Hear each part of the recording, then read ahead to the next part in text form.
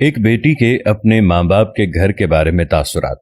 कहने लगी कि घर तो सब एक जैसे होते हैं, मगर अम्मी अब्बू के घर की बात थोड़ी अलग सी होती है। समझ नहीं आती कैसे, पर होती है। वही चार दीवारी, वही छत, वही दरवाजा।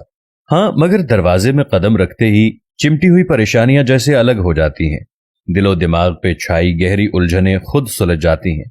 एक आवाज दो अम्मी, और अम्मी की हल्की सी आवाज भी आ जाती है, जी बेटा इधर हूं। यही तो सब कुछ है इस घर में। अब्बू का बच्चों को देख के खिल जाना, बाहें फैलाकर कहना, आ गए नाना के पास। बिस्तर भी वैसे ही हैं। नींद मगर गहरी आती है। सो जाओ तो सुबह ही आंख खुलती है। वही ना, परेशानियां भी जैसे ब्रेक पे चली जाती हैं। नाश्ते पे अम्मी का पूछना, क्या खाओगी? पेट भर के खाओ, शक्ल देखो कैसी हो रही हो।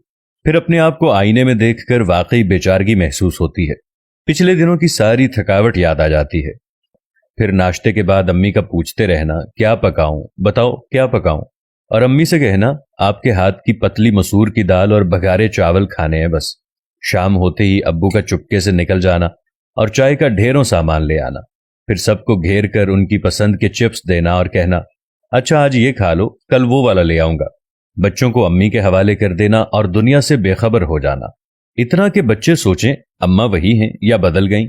रात देर तक पेट के बल लेट के अम्मी से दुनिया भर की बातें करना, मशवरे मांगना, शिकायतें, कहानियां, किस्से। जाते हुए अम्मी का कहना, पता नहीं चला और तुम जा रही हो। अच्छा ये ले जाओ, बच्चों के लिए बनाया है, ये इनके लिए, ये उसके लिए। भरे हुए हाथ, हल्का दिल, अगले बार की प्लानिंग दिमाग में। बस ये होता है मुख्तसर सा मगर तवील असर रखने वाला अम्मी अब्बू के घर का सफर। फितरत की तब्दीली मर्द और औरत दोनों के लिए एक नाकाबिले अमल साई है। इसीलिए अक्सर हमें सजाएं अपने गुनाहों की नहीं, अपनी फितरत की पादाश में सहनी पड़ती हैं।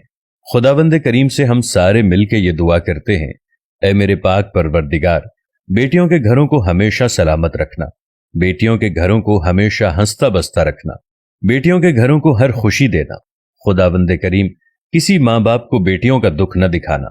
बेटियां हमेशा माँ बाप के घर जाकर सुकून हासिल करती हैं।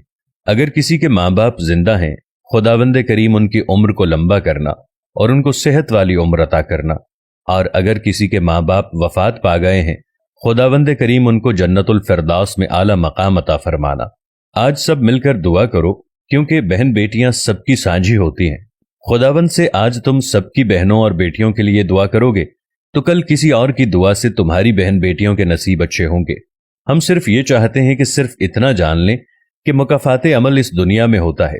आज तुम किसी की बहन और बेटी से अच्छा बर्ताव करोगे तो तुम्हें हमेशा तुम्हारी बहन और बेटी सुकून में नजर आएंगी।